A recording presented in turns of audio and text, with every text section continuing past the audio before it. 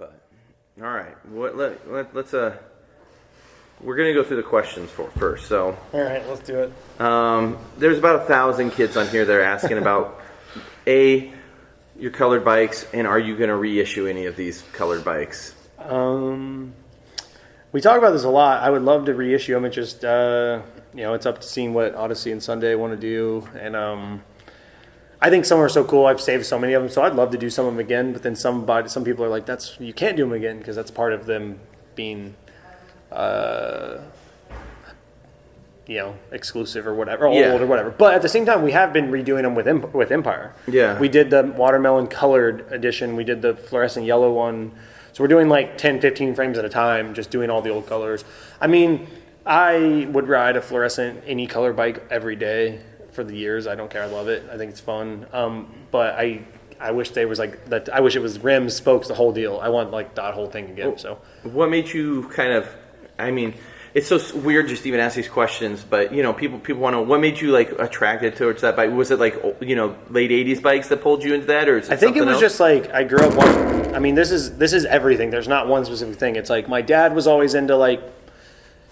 All right, we'll step back. When I was a kid, everyone, you bought a black bike or whatever. And my dad was always super into the garage and always outside. Like we were always painting things, doing things, working on things, building cars, whatever we were doing. And so he bought a powder coating machine and made an oven, or he bought a powder coating gun, made an oven, and we started painting frames ourselves. So I paint frames every 2 weeks. Okay. It's probably one of the first people to heat treat a frame. Not you had purposely. a black bike when I met you. Yeah, well, there was like an era where I got over doing it myself. Yeah. There was like, I painted bikes. I mean, I had pink bikes, yellow bikes, fluorescent pink. I mean, everything in high school. And then when I got to about 16, 17, I just didn't care anymore. So I had like gray bikes and black bikes. Yeah. And so I didn't get a bright bike until FBM asked me what color I wanted a bike to be. With a Stairmaster. Yeah, and I was like fluorescent yellow, and Crandall was instantly like, no way. There's no way that we'll ever do that. And he kept asking. I just kept saying, that's what color I want. That's it. Like that's what color I want. I don't know what to tell you. So we did gray and then a fluorescent yellow. And that's kind of where it began. And I looked at it more of like I said, going back to my dad, we always did all these crazy colors. You're going to paint something, make it worth it in my eyes. Like do something different, do something that you don't see. And so I had, so when they asked me, I was like, I can pick anything and I'm going to pick black or pick red or blue. Like everyone has these colors. So I just looked at it, I was like, give me a color no one has. Give me a crazy color. And I think it's a mixture of like, I liked Saved by the Bell when I was a kid. I grew up on Saved by the Bell and it was crazy in 80s and or early 90s, whatever it was. Yeah, early 90s. Early 90s. Yeah. And like all the crazy. And I just loved it. I think that like old motocross race gear, old BMX race gear, old BMX racing stuff was so cool. Rad was so cool. Not the movie Rad, but like Radical Rick was so cool with all this crazy gear. And just like, I just liked all that. Mm-hmm. And so I think that my bikes, they just kind of like, I want to do these things that like when you look at them, you look at it more of like, I don't want to say like, oh, they're art pieces, but to some people they are. But I looked at it more as just like, that looks so cool. Like when I look at certain people's bike, I'm like, oh, cool. You have a good bike. You have good style in the way you put your bike together. You have good taste in the tires and everything you pick, angles and everything. That's a good looking bike. But there's nothing more to it. It's just I'm looking at angles and that's it. Like I wanted to build something that was like, that's a theme. Like you have a theme. Like you look at old, GTs or dynos or Haros. And it's like I was just telling Tom downstairs that like I'm not like you like to collect bikes and you have all this stuff that you keep. I'm not really like that. I think all the bikes that I would want to keep, like I would like an 80s, or I don't even know what year it is, like an old Haro Freestyle with all white with the like blue and fluorescent pink stickers. Yeah. But it's not about the bike. It's about like what it looks like. Yeah. It's not like because someone wrote it. It's because it would look so awesome on a wall. Yeah. Because to me that's an art piece. It's like one of a kind. And if you remade me a modern day one, I would like it just as much. Mm-hmm. But it's easier to say like you grew up in a different era to where you are chasing that era. Or the certain bikes, which I might do when you become exactly. So I might chase my era of bikes, which I do have an old Powerlite, and I do have old bikes that meant a lot to me, and I have old race bikes. So yeah, that's just different, Yeah, no, I always try. And you look at my bike right now, and it just looks like I like my bike to kind of look shitty, like that right about 1990s street bike feel, to where it was just like almost a Mad Max looking bike. Yeah. Your bike looks like it's completely ready to do like a pedal grind going fast down a ledge. No, except I have 4 pegs. But yeah, that's what I'm saying. No, yeah. It's like your bike's ready to do like a sparks flying pedal grind. No, yeah, definitely like a Pete Augustin, Old Homeless kind of feel to it. That's what it looks like. Or even like a crank arm that's like crank arm feeble where it's all dragging. Like that's what your bike looks ready to do. Oh, yeah. It should have a bash guard, but it doesn't. So let's look at some of these other questions. So do you want a bash guard? There's a guy that's going on Shark Tank to try and do bash guards. Moeller and I are already working on a Snakebite. There's a guy that I met at a skate park in San Francisco, and he's going. Is that the grind bash guard? Yeah. He's on Shark Tank.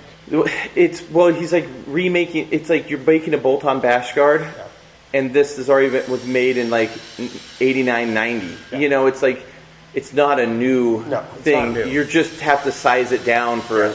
And to be honest with you, I don't think sprocket tricks work as well with a smaller sprocket. Like when you're saying like sprocket stalls. Yeah, even if you had a bash guard, I feel like when they're bigger, they work better. Mm-hmm. Like if you were to do a sprocket fakie on a banked rail with a small sprocket, it's almost more like you're just doing a fakie. Yeah, of course. And now you're stuck. Yeah. With the bigger ones, you can actually get more of a dip on it. It just feels like that to me. You got. Let's see. What do we got here? Kids asking about director forks. A lot of kids are asking about the Empire Chill Bro part. Yep. Which, I mean, you were in a lot of Road Fools, but I feel like Chill Bro was like maybe. Did it feel like to you like kind of your first super big part? I mean, what part did you have before that? Chill Bro. It was the only part I had before that was the original Empire video. Okay. So Chill Bro is kind of like a weird one because that was like a 3-year or 2-year maybe not Empire video was 2 years, a year and a half, but the Electronical, Etnies, and Empire all came out within like a year and a half a year. You were spread thin. Yeah, so that was just, and so to me, that was just an era in time when like I was just, I don't want to say like, I had a lot of stuff to show people because no one had seen any of it. Yeah. And I don't want to say you hadn't seen it because it had never been done. It's just no one had seen me do it. We hadn't seen a full thing because you definitely had a fair amount of coverage from Road Fools. Yeah. But it wasn't a video part. And it was like all those, even in Road Fools, if you look back, I've never been the strongest clip holder in any of like trip videos ever. Like I'm very picky. No, like if you look at them, it's like I remember the trip. I don't remember which Road Fools it was, but the one we went to New York. Yeah, but even then, like it's there's not a ton of clips. Like there is, and the ones that I have stood out, but there wasn't like. I think maybe they just stood out a lot because, like at that time, you were really for that time you were really pushing like stairs and street. Yeah, it was a lot of stuff. But like we'd go to skate parks and I didn't do anything. Yeah. So like I think it was like you go through it and you watch it and like I've gone through and watched it. And I'm like I remember it being this or that. But it's not that there's much stuff. I didn't waste the clips that I did film. And that's how I've always kind of been. Like, I don't have the motivation in me to film not, like, clips that that aren't good to me. Yeah. And, it's like Rob Wise got, not in trouble, but, Rob Wise got hated. I don't know. He didn't get hated on. Whatever. He's right. But he's like, I only film bangers. Yeah. And he fucking films bangers. And he filmed bangers. And I'm not trying to say, I only film bangers, but I only film, I try to only film things that motivate me to film them. Yeah. Like if I'm like, oh, let's just do this. That doesn't motivate me to do the trick. Like it's either like, I want to do wall rides and like manual around and race the BMX track or go to the trails, or let's go in. There's no, I don't have like a middle where I'm like, oh, let's just go out and cruise and like, some people work that way. Yeah, some people work, and I want to ride bikes every day, and I want to ride hard every day. It's just I don't want to go in on a street spot every day. I'll go and like do wall rides at a which to some people it's crazy, but it's like I want to ride trails every day. Yeah, and that's like to some people that's crazy, but I'm like that's fun and that's chill. Yeah. Going and trying to come up with something new or do something new, and especially after years of doing it, you kind of need the spot to help you out a lot. Oh yeah, it's now. You do get to a certain level where, spots, to me at least, I feel like spots are 70% of street riding. Oh yeah, for sure. Like a lot of it is it's a lot of a lot of the stuff I look for is like stairs that are angled in a weird way with a rail there and everything lines up. And that's it. So I go to a set of stairs and I'm just like, I can do another 360. Like, what am I going to do here that's going to change or not change it? What am I going to do here? Like I've done, and that's something that, that's a question that some people asked was like, you don't ride like you used to. And I'm like, well, wait 8 years and wait 6 years. You're not going to ride like you used to. Like, yeah. You don't, it's not. I mean, you look at any rider, like. Sometimes it's fun to look back and go back and be like, I'm going to do this today. That's sick. Yeah. But it's like a remembering of when I used to do it. But then it's also just like, I've been there. I've done that. Like, let's do something new. I want to do something different. And yeah, some people might say that I do the same thing. And sometimes you're not going to ride like you did back then because some of the stuff you're filming is so spot specific. Exactly. That you're like, well, I can't film this again because this is a unique spot. And that's just a setup for that. Like, yeah. Well, and it's like, some of the stuff I don't like. Some of the best tricks I've ever done, or people would say, like some of the best things that I've ever done, I've only done once. Yeah. Like I'm not. Some people do that stuff repeatedly. They make it better. I just do it, and I'm over it. Yeah. Like I do something, and I'm like there's a handful of times I've done like certain tricks, and I'm just like, did it. Like I don't like maybe like fakie to rails and stuff like that. No, because I do fakie rails all the time. Okay. Yeah, like fakie rails are just something I think they're easy and I like them and I think it's fun and you can line stuff up that way. But just like I up rail 180 whip or ice up rail 3. It's like I did it and it's like I don't need to battle that to do it again. Like it's just like I've done it and I don't know. It's a weird. Some people are good at stuff every day. Yeah. And, some people just I do it and I'm over it. I don't want to say I'm over it. I checked it off my list like as like I don't know. Here's one from Nuno. He wants to know if you have any funny stories about being confused with, I mean, I don't know much about football, but a football player named Aaron Ross. Yeah, go ahead. So I actually just met, like we've talked online, we've talked together, and his wife is like an Olympic gold medalist, and she's Who does he play for? He did not play anymore, but he played for UT, and then he played for the New York Giants, and then he played for like Jacksonville Jaguars, and then he played for the Browns. But he won 2 Super Bowls with the Giants, and then he won the national championship for UT. And so since I lived in Austin, like I guess exactly almost 11 years ago, August, I moved here, and he was going to school. They won the championship that year, and which they would have won it in January. So I came in August. Yeah. And so I wasn't in Austin when they won yet, but for the next 2 years, he continued to go to school. So I'd order pizza. We would order anything, and my name's Aaron Ross. So it's like it'd come to the door, and people would just be like, "Where is he?" And I'm like, "I'm him." Like I'm not. He's not here. And anyways, I actually met him like during South by. Him and I did like a comedy show together with 3. There's an Aaron Ross guy from Portland. Oh, really? Yeah. Really random. Yeah, he's from Portland. He's like a pretty well-known comedian that does host a show, and he came to Austin and did his show and asked me and Aaron Ross to come, and we sat down and it was like who's Aaron Ross? Yeah. And it was I guess Dean knew him. Like Dean was like, "Oh my god, I used to listen to him." He does his show at some called Dante's. Oh, one of the Dante's things. Yeah, that can get weird. Okay. It was awesome. He was hilarious, and it wasn't weird. I'd seen a lot of stuff online. I even told him, I was like, I've seen a lot of stuff online. I don't even know what to expect. And I talked to the Aaron Ross guy, the football player, and I'm like, he's like, yeah, I have no idea what's going on. And it ended up being awesome. It was hilarious. I'll send you the link. Okay. It's pretty funny. The guy was super cool, and he killed it. He definitely is like had some weird stuff online, so I was like, this could get really weird, and I don't know where it's going to go. And it was rad. It was not weird at all. I guess he has a really big YouTube following. Huh. So I'll definitely look it up. So yeah, so we went over a bunch of stories there, and he thought it was really cool because I have a lot bigger following than he does. But I also think like he was a superstar to us because he's from UT and he killed it and everything. But I think in the NFL he was just did his job and did a great job, but he wasn't ever like so following wise, I had a bigger following than what I always joke like, well, your bank account is probably a lot different than mine. So. Yeah. But he was really nice, and he had funny stories about getting tagged in things, and and his wife and I get tagged in stuff all the time together. And just so we just talked about it all night. It was pretty cool. And yeah, he gave me a football jersey from UT that was signed to me. It said signed to Aaron Ross, or it said like the real Aaron Ross or the other Aaron Ross from Aaron Ross. That was pretty cool. So it was rad. You got any good questions on yours? All right, let's see. Yeah, since we're running through the questions first. This one just goes, I remember a sick, nasty pic of Shad riding a full pipe and some Nike Air Jordans or some cool shit. That's it. That was all he said. That's not an actual question. Yeah, but you said you're the man. You were riding with some J's. I do have a fair amount of J's. Let's see. Some guy says he fucking hates your bike in this photo. Does he? Oh, God. Yeah. Here's a pretty easy one. I mean, and I know they kind of all blend together. Any good stories from any of the road fools that you remember? And I know, I mean, when I think back on road fool trips, like, they all kind of, you kind of get confused on when something happened in a certain trick. Yeah.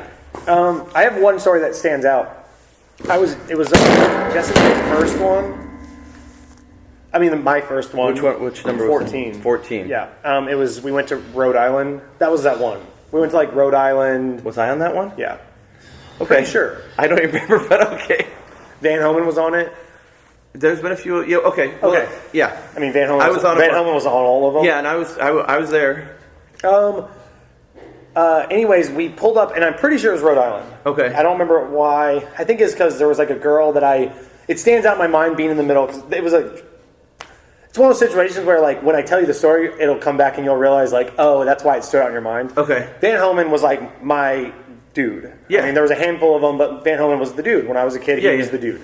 And he is the dude. Yeah. So anyways, we pull up in what I'm pretty sure was Rhode Island. We pull up, park the bus. Marco parks the bus. There's, like, a river running through the middle of wherever we parked, or, like, some little canal or whatever. Yeah. And there's some guy, not a BMXer, just some guy there, maybe some sort of, like, younger, not homeless, but, like, drag rat type guy. And he's just talking to everyone, like, and he's like, and somehow I think he wants free stuff or, like, clothes or swag, whatever, because we obviously have stickers and whatever. So he's kind of asking for that. Somehow there becomes a conversation about, like, jumping over the railing into the water. Yeah. And you can't really see the bottom, and he's like, I'll do it if you give me this, or give me this. And I think I remember being like, I'll give you $20 or whatever. And then it went on for a minute, and people were starting to try to get on board with, like, him jumping, like, which, that sucks. And it wasn't going to, like, kill him or anything, but we don't know what's in there. And then Van Hoen steps up, and he's like, what are you doing? And I was like, oh my God, you're right. Like, I was, like, terrified. And anyway, I was like, yeah, you're right. You should not jump. You're right. You should, like, totally not do that. And it was one of those moments where I remember trying to be like, I was so young, and I tried to be like, not cool, but like, this will be funny, do it. Yeah. But inside I was like, this is probably really sketchy. You should probably not jump. But like, whatever, here's $20. And Van Homan, like, comes over and, like, he's like, you can't do that. He's going to get hurt. Like, and he was, like, serious. And I remember being like, wanting to curl up in a shell and be like, I know that was stupid.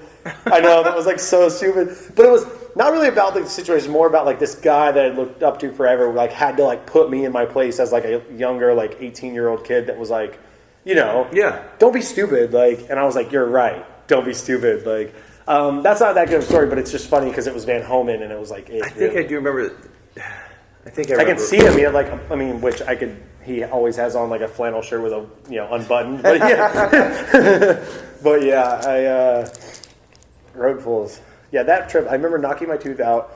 I remember doing a 180 back grind on Crandall's bike at, like, a 15 stair, 180 onto a 15 stair rail, and, like, back grinded it. And I haven't done one since that day.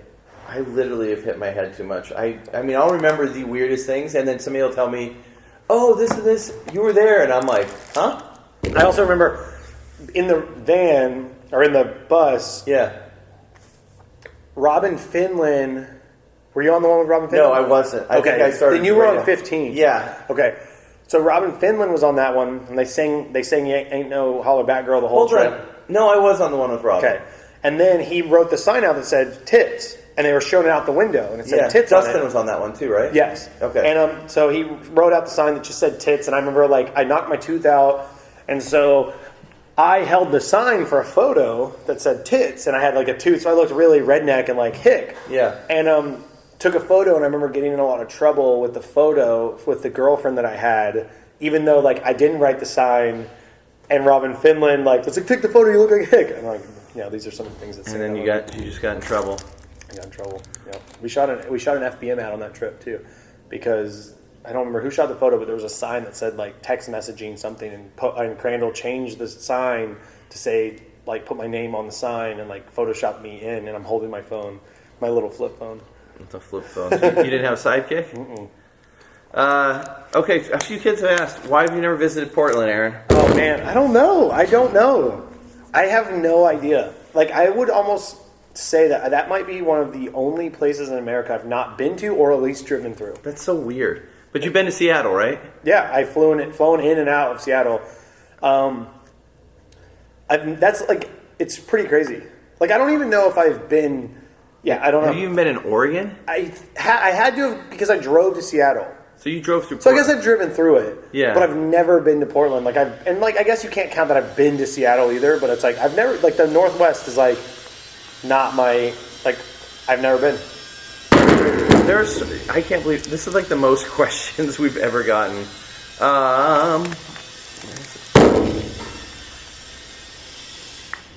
So many people just want to know, what BMX trend you hate, and so I mean, those are all stupid, you know. Not hating on you kids, but daily? There's better things to worry about. Okay, Dixie BMX wants to know. Okay. I don't even know. Do you believe in the reptilian conspiracy, and are you working towards unblocking your moon frequency? I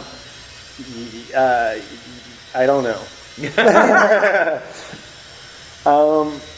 How did you come up with the idea for? Oh no, this isn't a good question. How did you come up with the idea for orange soda? I literally looked at orange soda and I was like, let's make a bike that looks like that. And I think Jim Bauer was like, I hate you. And then it came out and it worked. Funny story about the orange soda. That will lead in from the orange soda. So I've only been told this story by like Chris or someone in the Odyssey office. So when we first got the Sunday orange soda bike, we didn't know how we were going to shoot the ad. And it's upstairs. It's down there. There's the ad, the one with the soda cans and all that. And I came in the office, and when I get an idea, I'm like so excited. I run into a place, and I'm just like rambling, telling the story. So I run into when it was already in Austin. I went down into Odyssey, and I'm like, I have an idea. I know how we're going to shoot the ad. We're going to make these giant, and I'm just rambling like this in the office. They're all sitting down at their desk. Taj is in there, and he probably had just got the job at Odyssey right before Fairdale. Yeah. And so I'm just like, I got this idea. We're going to make these giant soda cans. We're going to put them on the ground. They're going to explode, and I'm going to jump over them, and it's going to be crazy. And I think he just looked at me like, you're crazy. Like, you're out of your mind. Yeah. So about 2 weeks go by. Bauer comes to town. He didn't live here yet. I told Bauer the idea. He loved it, of course, because it's obnoxious and, he gets to build stuff. And we build this. He builds the soda cans. We get the soda cans. We build them.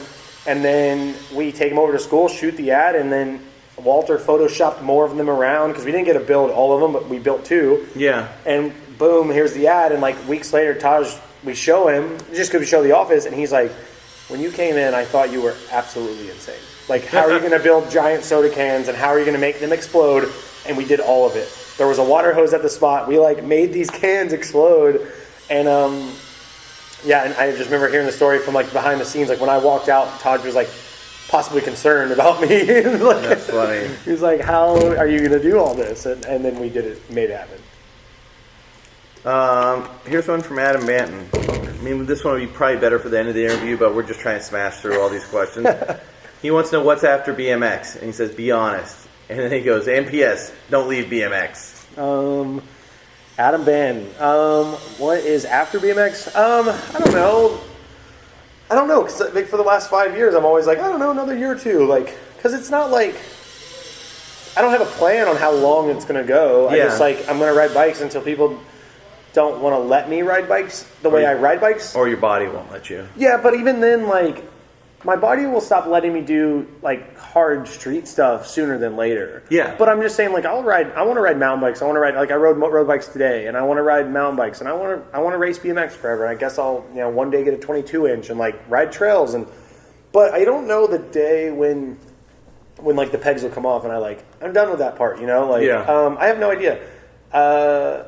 But after BMX, I mean, I am a co-owner in a restaurant or a food truck in Austin that is turning into a restaurant. Is that the Burrow? The Burrow. Like, we have a couple trucks and we have a permanent location, and we cater stuff every day, and we're in huge events in Austin, and we're doing UT baseball games and UT football games, and I mean we do, and so we're about to open. Sounds like you need a truck in Portland.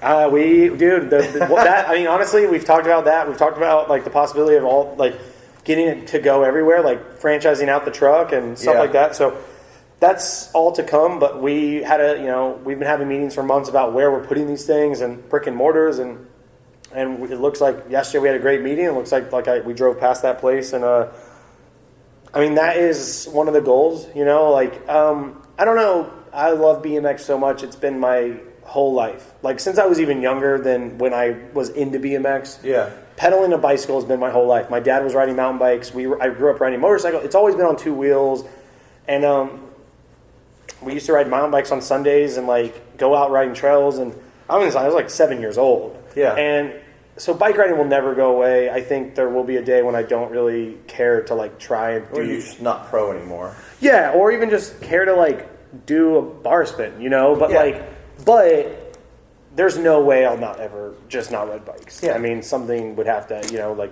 stop me from that. Like, I want to race BMX forever. I want to go to the racetrack. I want to ride trails. Into their 70s. Yeah, I want to ride trails. I want to pedal. I want to manual around the town. Like, I just don't know the day that I don't. There's days when I get hurt. When I hurt something, I'm like, man, I don't really care to like grind that ledge anymore. Yeah. But then my foot's better, and as soon as I'm standing at the top of a 12 stair, I'm like, let's do this. I'm gonna whip this, and I'm gonna do that. Yeah. And then that like fires right there. I don't want to say it's a fire to do something so I can keep riding bikes. It's just like you can't stop it. The day that I don't do that anymore, it'll be like I stop putting myself in the position to jump downstairs. Yeah. You know what I mean? It's not that like when I stop, it's not like that. It's not like I have to stop putting myself in a position. Yeah. Because if I keep putting myself in, I'm gonna keep doing it because that's all we know. Yeah. Like there's been a few times where some people have gotten pretty hurt riding bikes over the last, 5, 6, 7 years.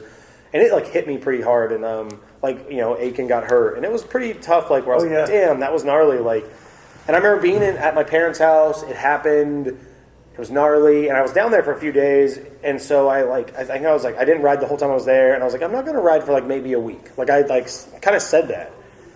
And when I drove to Corpus, I drove down with my street and BMX, my race bike.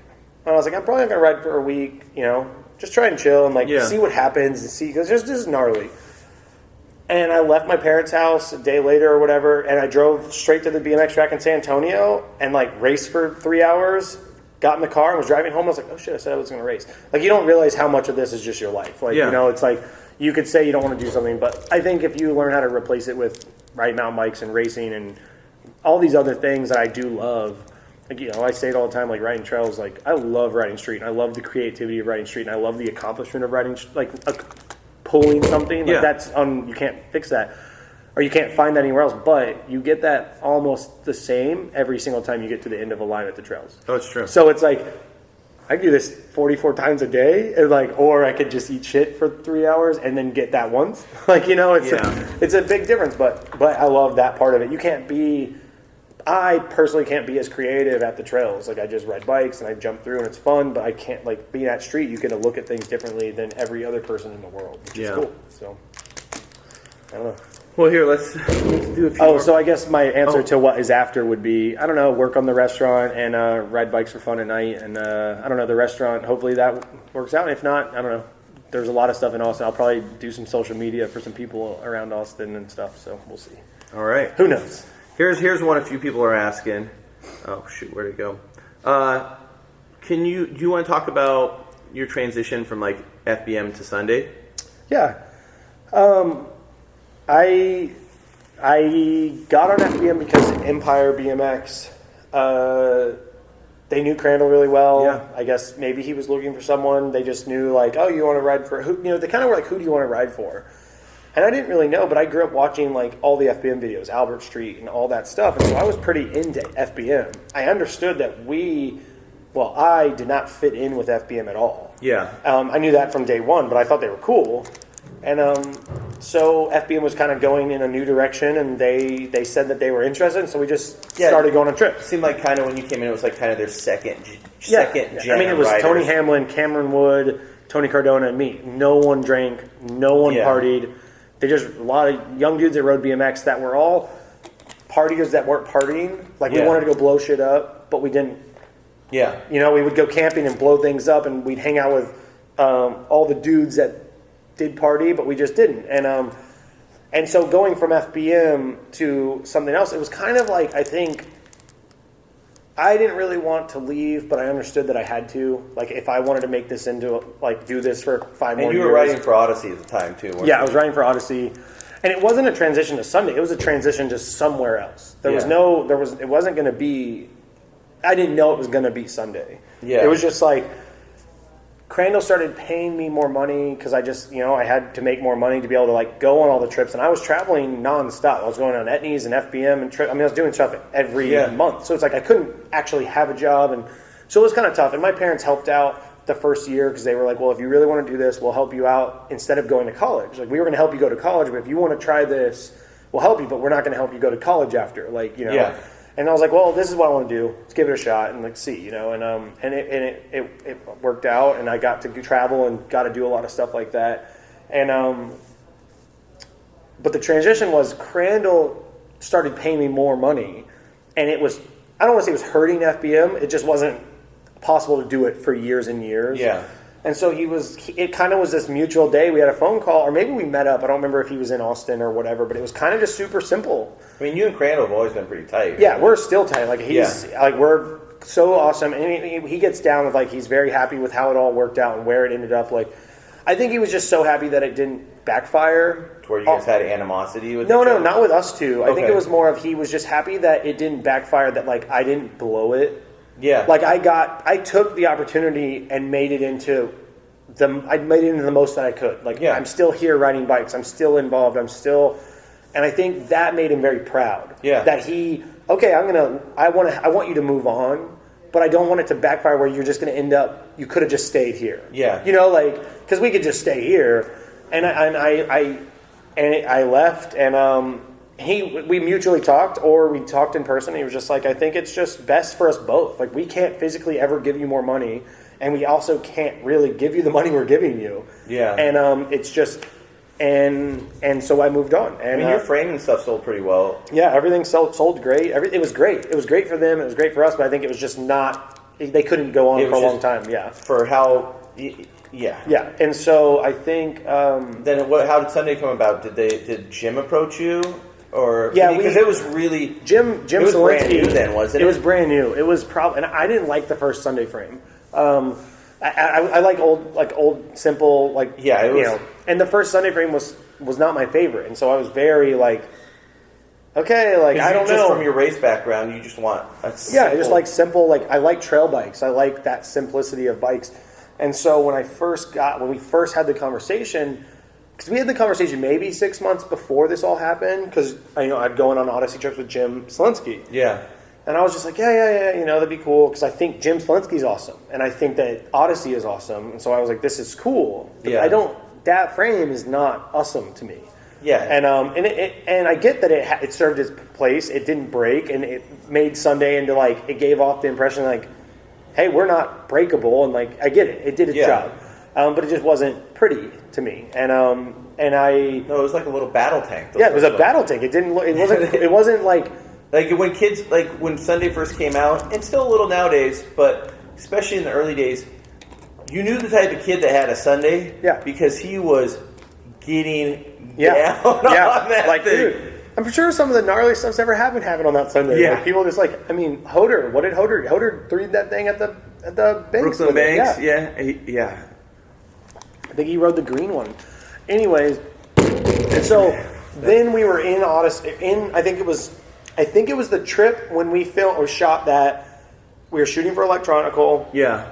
And we were in California to shoot the intro where we all stood on that bike. Yeah. And I think this is the same trip, and I think we went up to the warehouse and they had the new prototypes for the new bikes. And so I saw them, and I was like, okay, this is something we can talk about coming up, when the time comes. Like, this is okay. Yeah. This works. I wasn't in love with all the geometry because I wanted a lower bottom bracket and, like, a few different things and a shorter back end, but that was, like, a good start. And so when it came time, I think we just had a talk, and, yeah, we made it happen. And and that was it. It was just worked out, and then it worked out great because I like poppy and exciting and like clean colors and stuff like that. And Sunday was already kind of doing that, like real clean. Like they had the toothpaste bike before I was there, and that was kind of like I thought that was the coolest color ever. So it just fit my personality, fit my vibe, my image, and it just worked, and that was it. So there was a few other people that like I talked to, but it was just, I think my mind was set once I saw that bike and realized that like I can ride that, let's make this work kind of thing. So I think, and I just loved everyone at Odyssey. I loved the art, that gym doing art. I just thought we did cool stuff, he did cool stuff, and they were down to do the colors. And there was one, I don't remember who it was, but there was one other company I talked to and they just weren't going to do the colors. And so it was like, well, then I can't. Like, what company? I don't remember. I really don't. I really don't. I would say I don't remember. And I think they were just like, oh, well, we'll talk about the color thing, And I was just like, oh, well, I don't know. I want to do the color thing. Like, and maybe it would have been different if we would have actually done it. They would have like, and I got a signature frame. I would have been able to pick. Yeah. But it didn't. There was one. He talked about. I think J-Ro talked for Kink. I don't know if he was the one that said anything with colors, but we talked a little bit and I love all those dudes. Like I love Tony Hamlin, so it's like that team is one of my favorite teams to follow, and it's a bunch of good people like Doyle and all the dudes. So that was one of my favorite companies that I like thought about running for. And but I just thought they had their team, they had their crew, they had their thing going on, and I was closer with these guys. So here we are. So when I was coming down, I keep thinking. I remember the first time I met you, and it was like, I want to say it was Mega Tour 3 in Houston. And I could be wrong, but I swear I was like I swear I was the first person to film you do something for props. You did a feeble tail whip on and then Jeff Z shot it, and it was the last page in Ride. Yep. And I was still in high school. Yeah. My dad and I drove up. And I actually thought, I was like, this guy is kind of like I remember filming it, and I'm like, This little redneck kid's kind of like, because I remember, I think I had Dickies on. I had a black FBM shirt on. I think you had an all black bike. I had an all black bike with a gyro. It was a Ryan Corgan frame. Oh, was it? Yeah, Ryan Corgan frame, and I swear it was just like a month after Dave Asado had a sequence of doing a feeble tail. Really? It was really close, and I remember I was like kind of like, because Dave Asado. It's like, who's stepping to Dave Asado, especially like, in the early 2000s when it comes to like tech. Well, I guess he did it on Road Fools. He did that long one at the skate park. Yep. Yeah. And back then people wouldn't have, it's like, so I remember filming it and I was like, holy shit, this kid. And then I remember it took me like a few years to realize that you were like the same kid. I did that trick, and I did a flip to like bunny hop whip into the landing at the. You did, and I think that was like the last time I did a backflip for like years. And I think I just learned them. I was like, I did a backflip. I did backflip, land, hop whip into the landing. It was super weird. What park was that? Like Dirtwood. Dirtwood, that's right. Yep. So we've been talking about the racing stuff a bunch, and I'm sure if a kid follows you on Instagram, I'm sure he sees that you race. Yeah.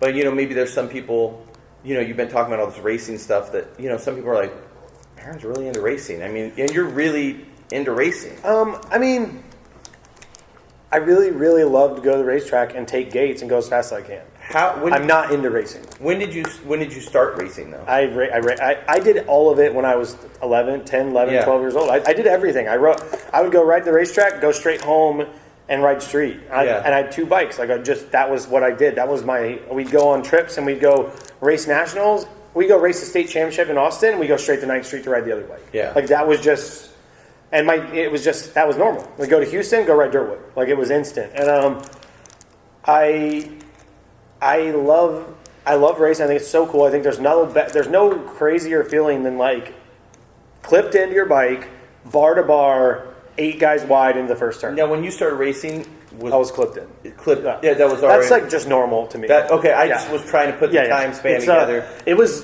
getting big because there was a couple older guys at the track. They were riding flats? That would ride flats, and they refused to ride clips. Like, that was that era. But I was not. I was young, so, like, I just went right into clips. And so then 8 years ago, I got a bitchin' Camaro from FBM when I was on FBM, and I put on flats, and I was like, I'll never ride clips again because I hadn't ridden clips in 4 years. Yeah.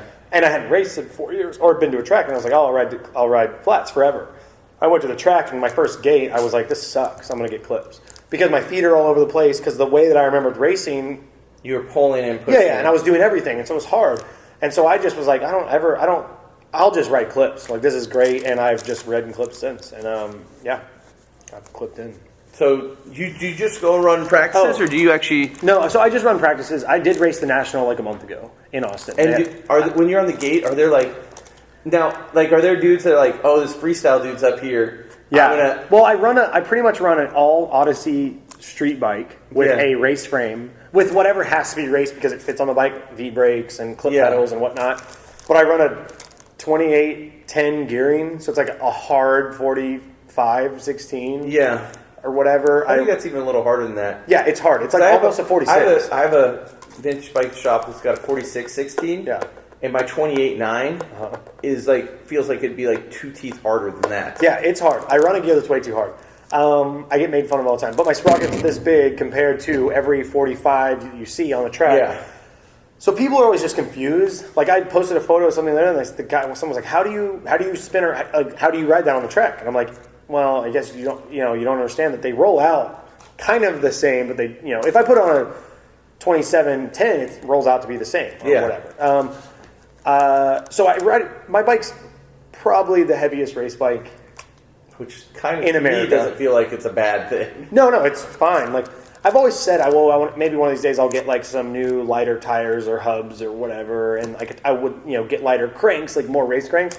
But then when I'm at the track, it's like I don't care. Like, I don't care. Yeah. But I did sign up and I did race the national because Austin got their first national in like 20 years or something. Yeah. And it's my local track, so I'm there. If I'm in town, I'm there once or twice a week. Yeah. And so I signed up and raced national. I made Maine racing expert. So I 29 over 29:35 or something. Yeah. I think 28:35. And so I made Maine, and then but I was so out of shape. Like, I was racing a lot and getting ready. Like, I was going on track with the intention to be ready for the national, and then I hurt my ankle. Yeah. So I didn't ride for like 2 weeks, and then like 3 days before the national, I went to the track once and tried to get in shape. So I just wasn't in shape. Yeah. But I definitely beat people the first turn in my class, like both days. And then when we go to the track, I train with this guy that's from Austin's on he's on the Olympic team. Yeah. And he comes to town and trains. Tanner Sebesta. Okay. So T-Bone, he's on the 6-man team to go to Olympics. Yeah. He has to make the 3-man team to go to the Olympics, but he's on the 6-man team before. Yeah. So he comes and trains. He's straight up on a watch, the whole thing. And so I just sit and I'm we hang out, I've known him since he was 8 years old, racing. Yeah. So we hang out, talk, and then it's go time, we get in the gate and we go. So I train to the first turn, and that's it. Yeah. I never take 2 straights at once. I just go as fast as I possibly can to the first turn, and I sit down. And then I maybe I'll take the second straight and jump it and then sit down. So the first time I'd ever gone around the whole track was in the national, ever. And I've been going to the track for over a year. Now, were all the race dudes? They were stoked. Okay, because people were stoked. I was would there be a dude that's I'm going to take this dude out? Or So 4 years ago, I raced the national in Dallas. That was the last time I raced, and then that was the last time I'd raced since I was a kid. I've raced 5 times in the last 14 years. Yeah. And I raced the DeSoto National just one morning, and there was a couple dudes that were trying to put me over the turn. Okay. And I was not stoked. Because I'm lucky to still be very fast. Yeah. And I'm lucky to have that. I've never stopped riding bikes. I was fast when I was a kid. And so I guess to me, I'm this is so fun. Bike riding's so fun. But I guess it is kind of, I get that it sucks when you train and train and train. You go to the track, you're on all these, you go to the gym, you do all this stuff. And then you have this dude on a street bike that just rides street. I went to one in the middle of Mega Tour 10 or something or whatever. I brought my race bike because I knew we'd be in Dallas. I remember that. Yeah, and I split off in the morning and went and raced the national, and I beat dudes the first turn and then left in the middle of the race and went and rode street. So I think that upset people. This dude's about to beat me, and I came to this national from wherever I came from. Yeah. That, and so yes, at that time. But then now I think the 28, 35-year-old dudes are just different, and they're kind of this is sick that and I think they appreciate that they know I've ridden bikes my whole life. They're not coming in here and they're not that I beat them all. you're not getting beat by someone who's never ridden a bike. Yeah. You're getting someone's next to you that's ridden bikes their whole life.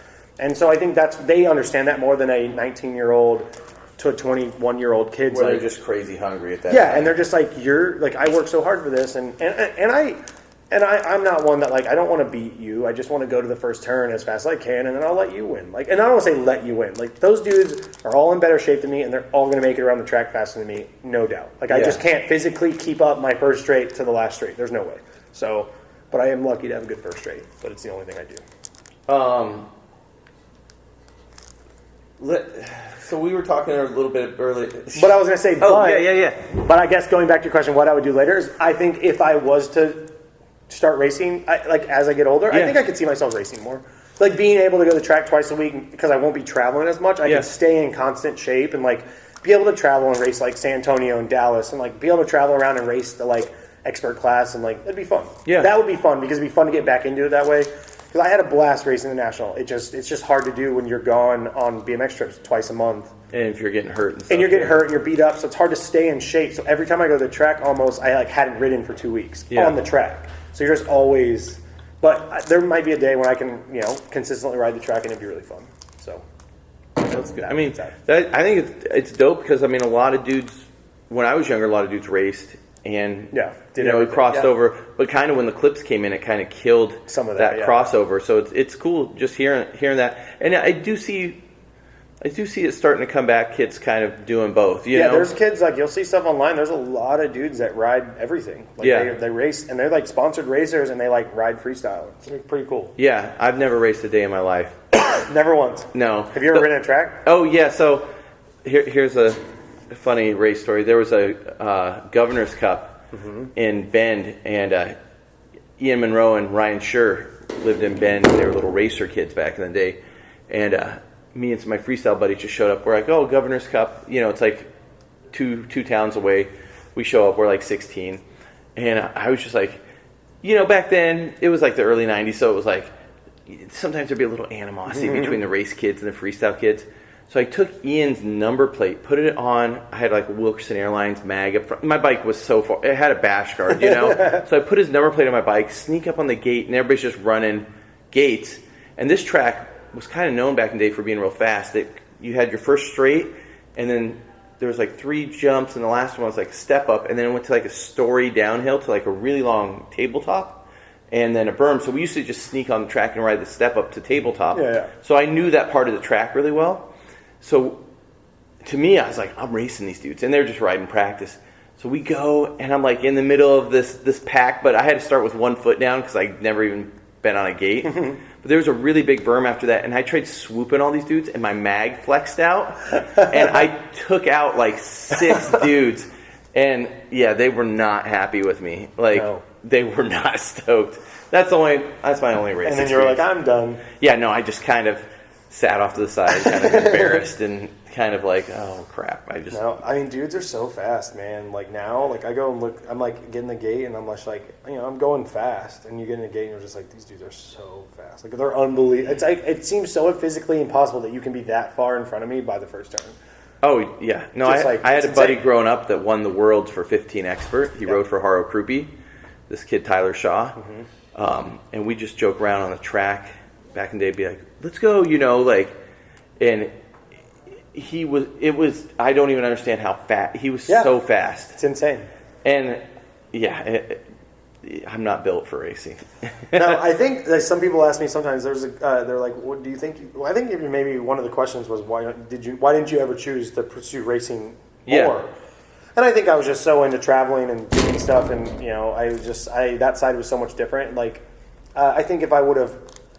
You can't get hurt. You have to be on it. Like I said, it'd be easier to race if I'm not traveling than it would be traveling. Well, especially if you're growing up, like once you hit 16, you really got to hit the gym and stuff. Yeah, you have to do more, and you have to go to the track. And like our track closed. That's why I kind of stopped racing. Is our track closed down. So I just kept riding street. Like there was no more racetrack, just started street. And then so when I moved up here, there was track. So I got back into it. Yeah. And I just looked at it as something to do, stay in shape, and I just love being around BMX. Like as much as you're a BMX nerd with like bikes, I'm the same way about bike riding. Like I just love being at all. I love being at all the things and all the tracks and talking to everyone. And I don't know. Racing's cool because you get to talk to all the kids and you get them stoked on like you're doing something awesome. Like keep having fun, and I think that's really cool. Yeah. I'm just gonna kind of veer away from all the questions. They kind of are overwhelming my head. With all the video parts you filmed, like a lot of the stuff you do is like, there's so many tech lines out there. What's the one line that you kind of really had to go to war with that you're that you kind of look back on? The longest one that there was a 4.5 hour battle. It started at midnight. Okay. And it was in Arizona, and it was for the Empire video, and it was the manual up the curve, bunny up the curve manual, to double peg the bench, to manual, to ice pick the bench, to whip. Okay. Took me 4.5 hours. And probably an hour and a half of that, I was blowing it, because I was so tired, had no idea what was going on. Walter and Joel were both running back to Walter's shooting the photo, Joel's filming. They're running back and forth to Walter's RV, giant bus, to charge batteries. Yeah. And they're just swapping them out every 5-10 minutes to do this. And I probably spent an hour of it or more grinding only this much of the bench because I just lost track of what I was doing. And the bench is this long, and I would just manual past it, try to ice chink and do a tail whip. Yeah. So I started to watch the footage after like 3.5, 4 hours, and I was like, oh, geez, if I was to grind the whole bench, I would be able to get my pop. Yeah. And so I started grinding the whole bench. 20 minutes later, pulled the trick, and it was like 4:30 in the morning. Chase and Danny and Tony and all the dudes are asleep in the bus. Like, it was just us hanging out. Like, they just couldn't... They were done. Someone was in the bus awake, though, because someone honked the horn when it's over. So if you listen to it in a clip, you hear the big truck 18-wheeler horn honking. But I don't remember who was awake. Someone was awake. But that was the battle. So you bring up like Chase and all them. So when you were growing up in Corpus, you grew up in Corpus Christi, right? When did you kind of meet Chase and like all those guys? Because I mean, I think a lot of people, on the outside looking in, maybe a lot of people just think you're from Austin, and stuff. Like, how did you end up meeting Chase or like kind of getting pulled up into the Austin scene? So I met Chase when we were like 15, 16. He was already on fit, and he came out to one of the state races at the track, and he was like on his fit, dressed super cool, like not racing. Yeah. But he rode the track, and he was, and then I raced the state championship or the state race, and then we went to 9th Street after, and then watched Chase ride 9th Street. It was pretty amazing. But I guess I'd already seen him like 3 years before riding 9th Street, clipped in on a Specialized Fat Boy. Clipped in. Like, he would straight up clipped in. Because he was a gnarly little racer kid, wasn't he? He'll say it himself, he was never very fast, but he was very good at riding bikes, obviously. Like, he's always been very good at riding bikes. So he wasn't very fast, but he killed it. Yeah. So he would go to 9th Street and then just straight up kill it. He would ride 9th Street, and he would just do laps because he was so little and, like, he had all the energy. So he just would straight up do laps around the dudes. And, still, I have photos of my dad has photos of him from when he was like 13, like riding a Specialized white and red Specialized fat boy clipped in riding 9th Street. Like, he bailed. I remember one time he bailed midair, clipped in, unclipped, and like ran out of it on the ground. Yeah, pretty crazy. I remember I was like, that's crazy. So I didn't talk to him that day, but I talked to him when we were like 15 or 16, maybe. Yeah. It was probably maybe 14, 15, and then maybe, I don't remember when we met. I don't remember when, but I know that like when I was in high school, so I was like 17 or so, we started filming for the Empire video. Jed Rogers is from Corpus. Yeah. And we came down and like saw me ride and was like, oh, you gotta film this guy. So he kind of talked Joel into it.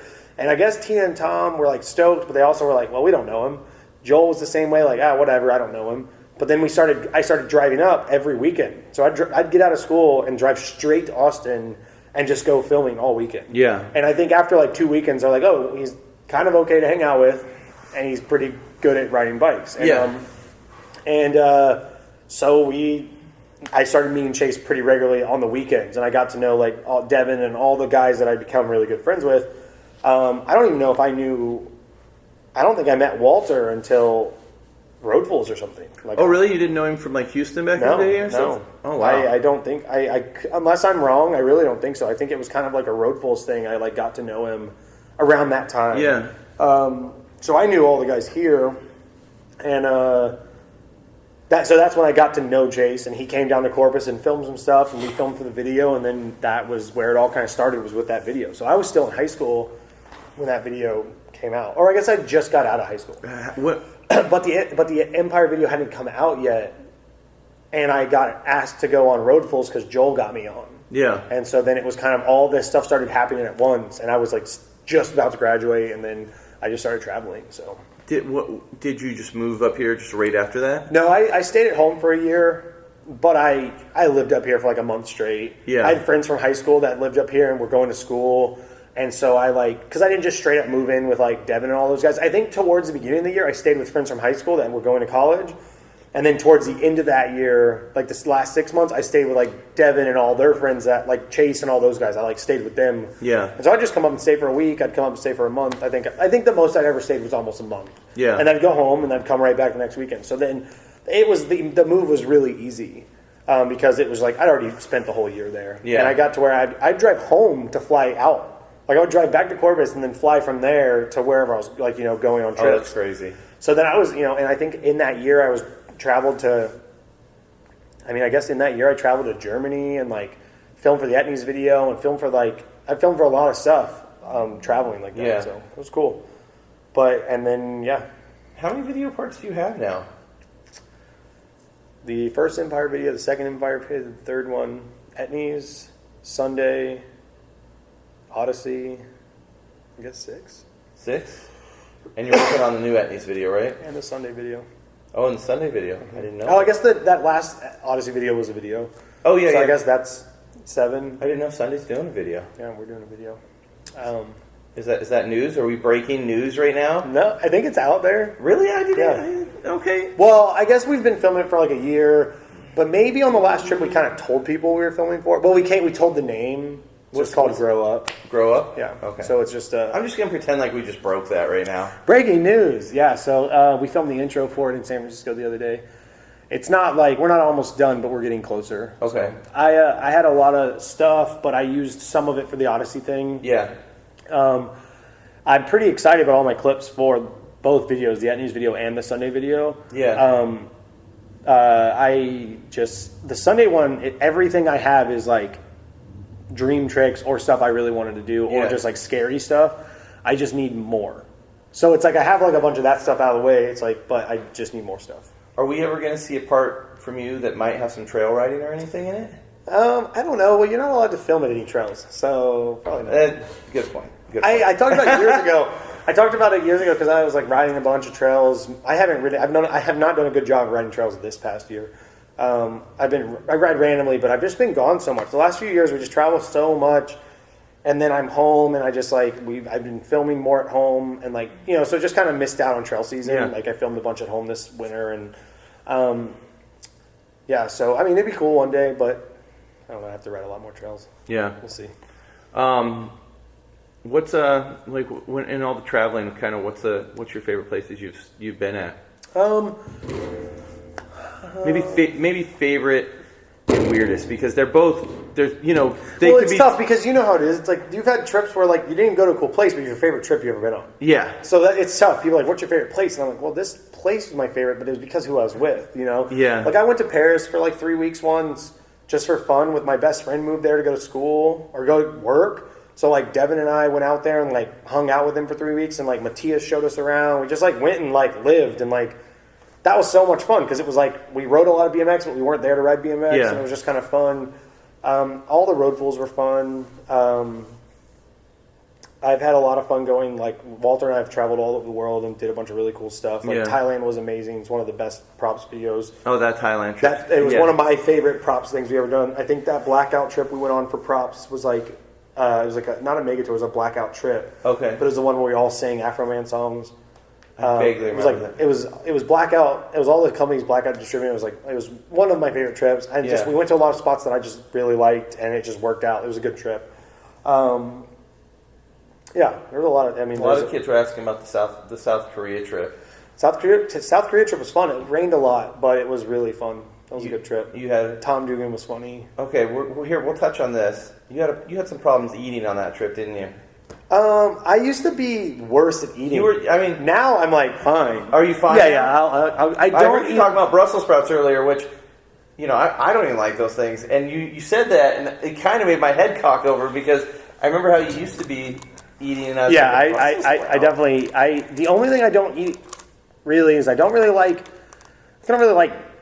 say like ramen or noodles. You don't like noodles? No, I mean I like spaghetti and stuff, but I don't like soupy noodles. It's just not really. I mean, and that's some of that's just I don't like the idea of it, so I don't try it.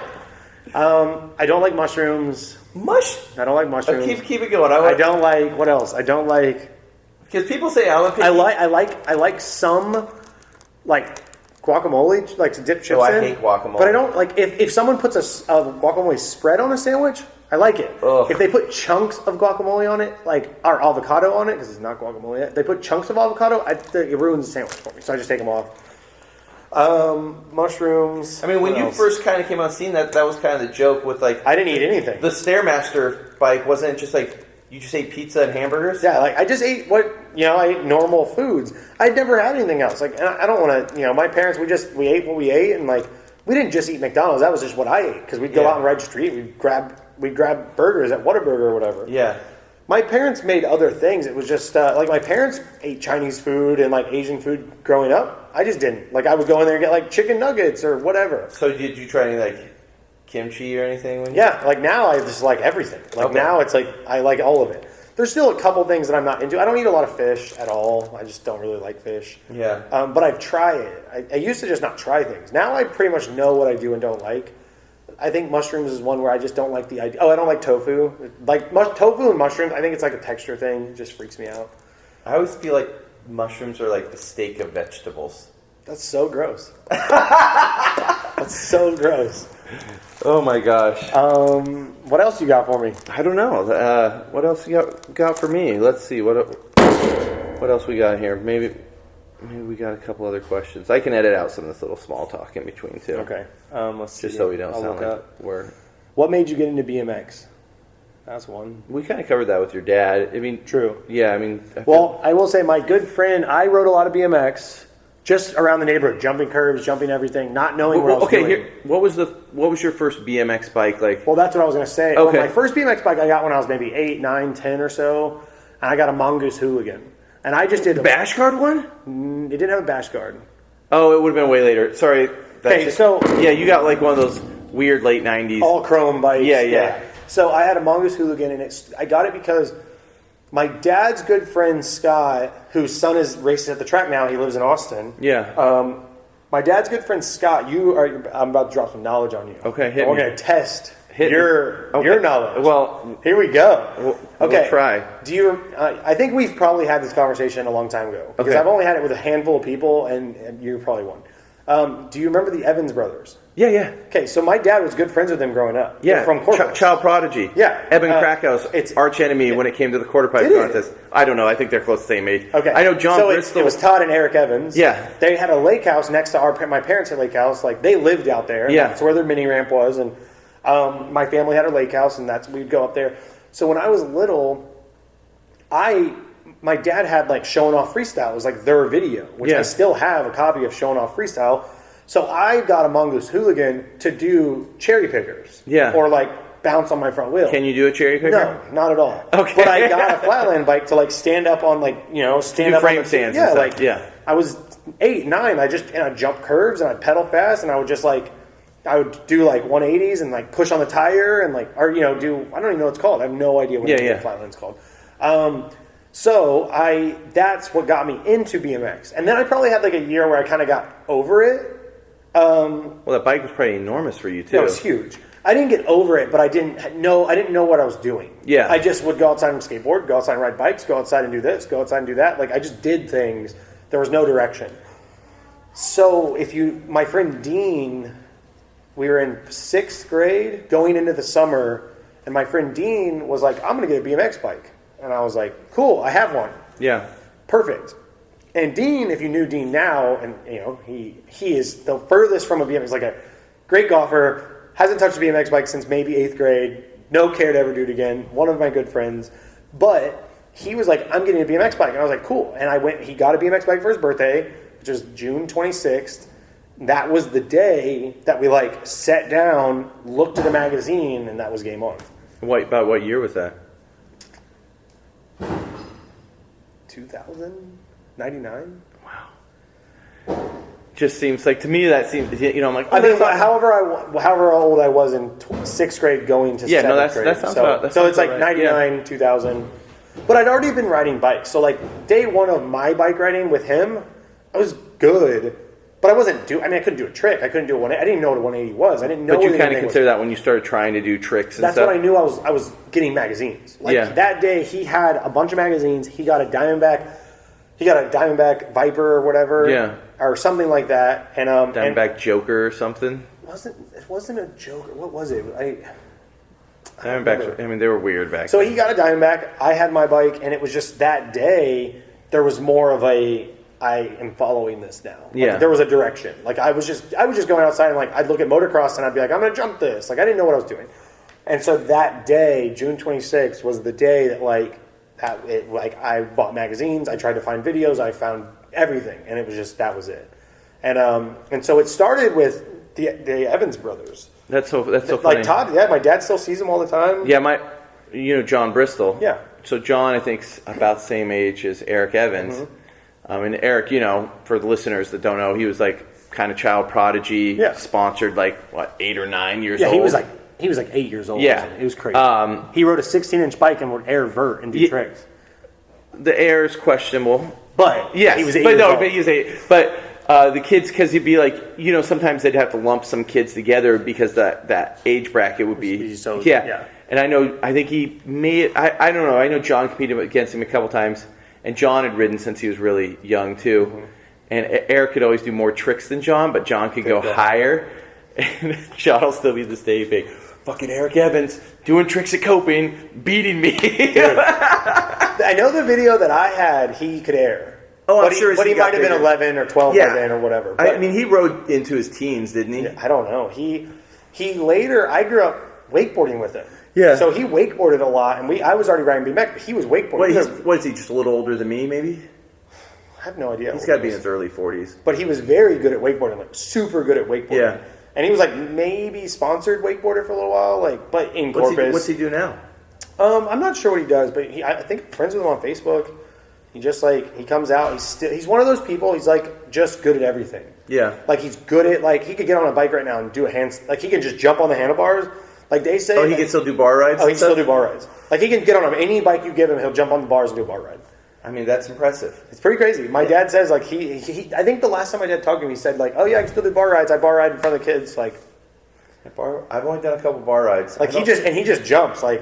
Yeah, I'm not that limber anymore. And I don't think that he has, because in some of those videos he had the brake levers up, so you kind of would do that. On those early bar rides, some people would do it, but he could do it both ways. Yeah. But anyways, he would he would move his legs. Like that was in that video showing off freestyle. He told you how to do a bar ride, and he would be like, "Yeah, if you start to slow down, do this, and it'll speed you up," and everything. And so that was kind of where it started. Like I watched that video, got excited, and then got a magazine. I think Ryan Nyquist and Dave Muir and all those guys were like, I was just going to be like them. And then as I got older, I didn't really want to be like them anymore.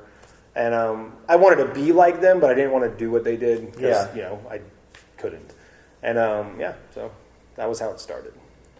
We were talking about this earlier. I mean, it's in a weird way. I mean, the Austin scene's been so big. I mean, it's been a big scene since, the homeless days, the early 90s. And Austin's kind of been going through a lot of growth lately. Mm-hmm. And you're if you're thinking about generations of, pros in Austin, you guys are probably 4th or 5th, your guys' age now. With this big, insurgent of people and everything, how's kind of the scene changed since 10 years ago? Well, I've only been here for 10 years. Yeah. So when I got here, I think it didn't. I don't think it's changed much. There's a lot more skate parks.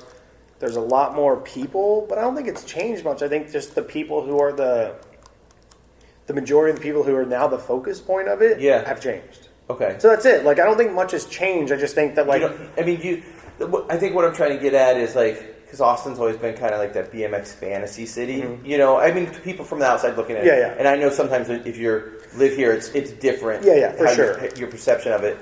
But, just with things getting more expensive. No, I think people still think of it that way. Maybe not staying, moving and getting houses for so long, but at the same time, There was just a group of dudes here for 12 days or for 2 weeks. Yeah. And they were like, yeah, we all just bought tickets and we're just splitting everything because it's so cheap. And I was like, oh, okay. Where are they from? From England. I guess it could but I guess if you have 12 guys or 10 guys, it is cheap. Like, you know, if you're doing it that way, which, I don't know. So, yeah, I mean, I think that, like, there's people that still find houses for cheap. It's just you can't live in a house by yourself. You have to, you're with people. So it's like, I think the scene is just, I mean, it's pretty crazy. Like, you can always find someone to ride with at the skate park. Yeah. Every day. Like, no matter what, every day there's someone to ride with at the skate park. And that is, to me, that's a huge sign that there's a lot of people who ride bikes. Yeah. Like, the fact that you can go to any skate park and almost find a BMX rider, like, that's pretty crazy. How many parks does Austin have now? I don't know. There's at least, I mean, within an hour, I would say there's at least 6. Ooh, we got you beat. Yeah, but you guys have, like, parks that no one wants to ride because they're so gnarly. Well, that's the best ones. We got like 20 within an hour. We have like plazas everywhere. We got 20 within an hour. Yeah, we might have more, but I mean, I'm trying not to. I'm trying not to be wrong, but there's like, I mean, there's at least 8, at least, and maybe within an hour and a half, there's maybe 10, 15. There's a lot of parks. Yeah, there's definitely a lot more than there's a lot of parks back in the day. Yeah, But some of them are like weird, and they're like little nooks and like cities, which is great. Like, you know, I think that's just like perfect. little neighborhood. I mean, we have that too, like just little neighborhood spots. They call them just spots sometimes. Yeah, I think that's perfect. They just need to put them there, let kids learn in their neighborhood before they get to the big park where. Oh yeah, no, I think that's great. But I think changing wise, like, I mean, I look at like, you know, Joe Rich or something, or, you know, some of those guys I grew up with, like Taj and all those people, they're still around. Like Sandy, you know, I think that Sandy's still around. They don't maybe ride every day or they're not here. Like Taj obviously has moved away, but I'm just saying, like, in some ways, the people I grew up looking up to that like were the scene, you still see them. Yeah. So it's like, to me, the scene's like the same, but I understand that they're not riding and like, you know, not all the time. Like Joe still rides all the time, but Sandy does a lot more photos and does a lot of more road biking and whatnot. And I think that's just. Do you think the T1 ramp being gone is going to affect the scene much? I have no idea. Yeah. I know. I mean, a lot of those guys that ride the T1 ramp also ride trails, and so I think that, like, you know, maybe the trails just get bigger and better. I think that, but there's so many skate parks that I would think that it wouldn't affect the scene too much. But at the same time, I have a different view of it because I'm not that guy that rides that. Yeah. But I'm not trying to put down that was a big deal. Yeah. Like, that was a huge deal. So, but that ramp is now split up between 2 different places, and it's going to get rebuilt. It's going to be. There's going to be some dope stuff. There's going to be some cool stuff that came out of it. It might not just be as accessible. It might not be in the middle of the city, but it's still going to be. There's still going to be a scene that's going to get a ride then. Yeah. So, you know, it's hard to say what's going to happen to it. So. What is your favorite story of meeting me or me? Not meeting me, but just like a road full story.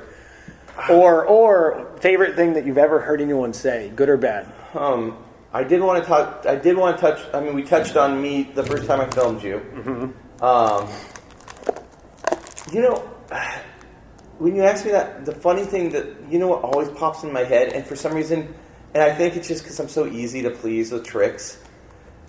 I remember we were riding. Maybe it was Scrap before Scrap was gone. Road Chicago, Fools? Or was it a mega tour? I think it may have been a Rock and Road Fools. Oh, it was a Rock and Road Fools. Yeah, that's what it was. Because we went to that one guy's backyard ramp. Yeah, we went to. No, that was Road Fools. Okay. Yeah. Okay. That was the one where I got sick because I jumped in the water at the pond. Oh, remember my eyes were burning for a few days because I took all my money playing. Yeah, I remember playing dice the night before. I mean, I don't like literally all those trips just. They're all blended. But for some reason, I remember you doing like double tail taps or something that night, and for some reason, like I was just like, "Oh my god!" What did I do that on? What I do remember that. I remember it was that like a 6-foot mini. Yeah, but on that same trip though, I did a double whip on a 16-inch bike. I did it on a little DK. Yeah, I remember. Yeah, because I think Catfish just brought one. No, you did. So that's exactly what happened. You did the double tail up on the 16-inch, messing around, and then you started trying them on your bike, and then you just did double tail up to tail tap. And for some reason, I always think of, and you know, you remember the weirdest things, but for some reason, I always just remember that double tail up to tail tap. And I'm like, I just remember that for some reason. It's so weird. I don't even remember. I remember that night, but I don't remember that. You know, you can usually remember the like see the trick or remember it. I can't remember doing it, but I remember the 16-inch, and I remember doing it on my bike. You were still on FBM then, right? Yeah. You had the green one. Yep. For some reason, that's what I remember. That's funny. You go on some of those trips, like... Well, they're all this. I mean, they all blend in after all that You time. just, like, get out of the bus and you're like, hey, I'm somewhere. One of the questions was one of the, like, what are your... In all the things that I've accomplished in BMX, what are some of your favorite accomplishments? Yeah. And I guess one of them would be all the road fools, talking about road fools. Because...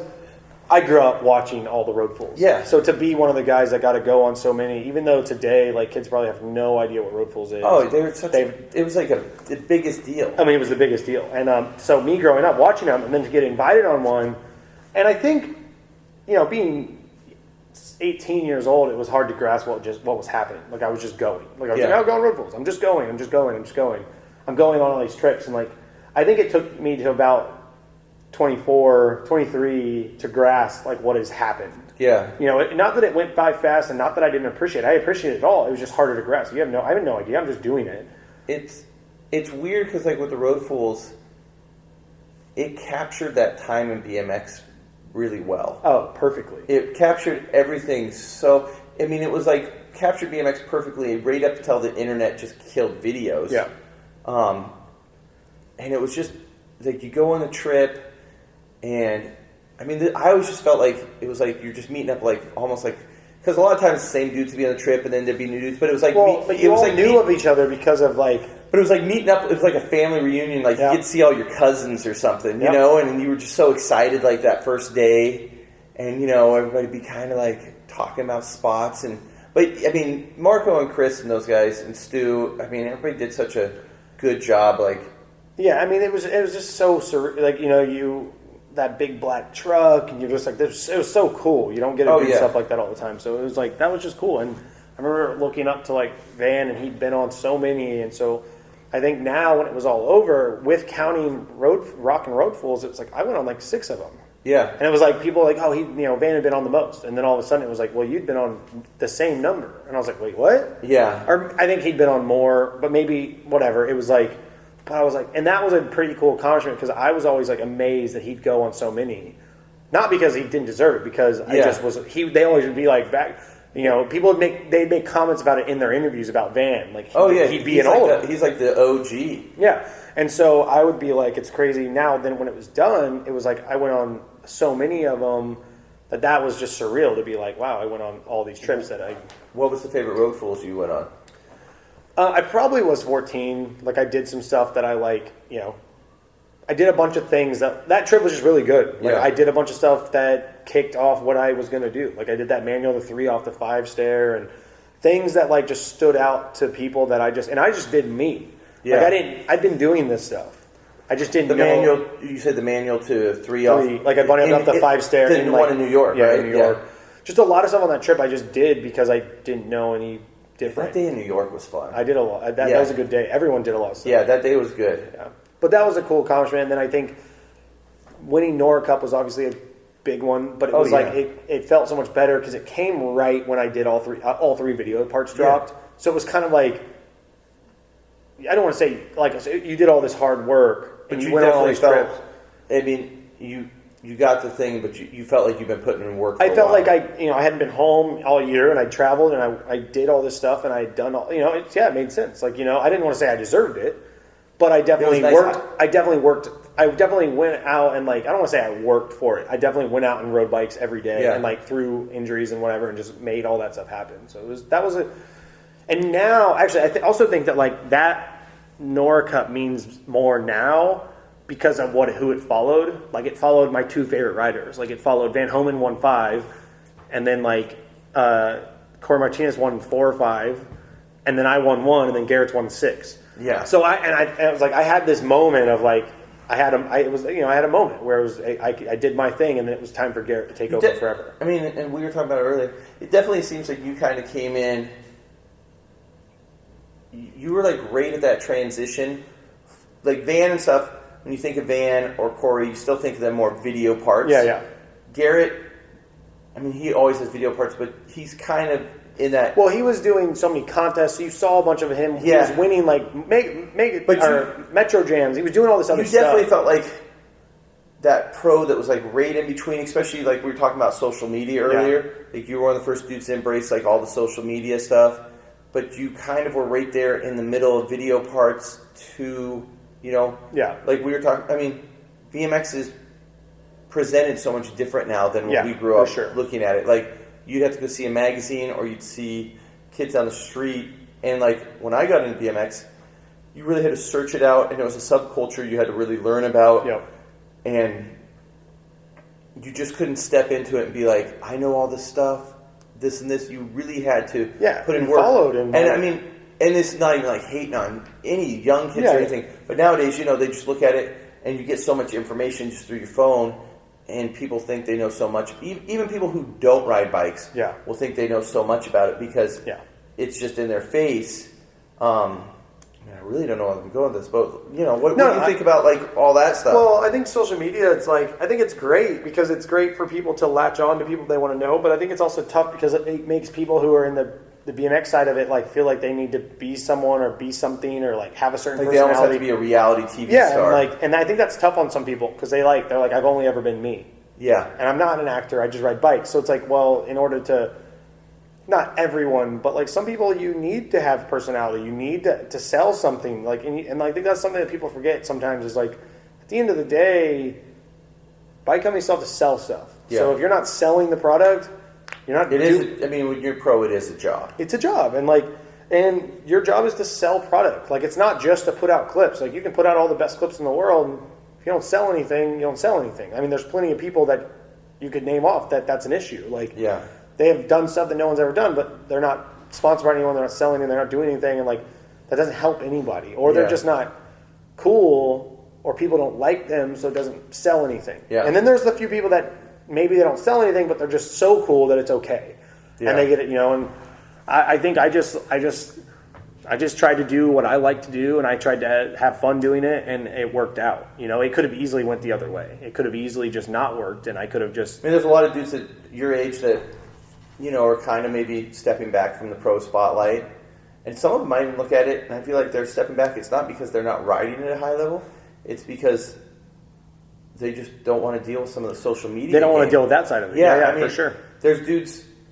I mean, I'm not going to throw names out, but I know plenty of dudes, that you're like, oh, this dude's awesome. He still rides at a very high level, still should be relevant, but they just, nowadays you have to use social media, I think, to be a pro bike rider. Yeah. I mean, that's everything. Like, that's every sport. I mean, that's how you sell stuff. They look at everything. So I think, and then there's some people that are great at it. There's some people that are just great at doing both, and they understand that, like, hey, this might suck, but this is part of it. This is your job.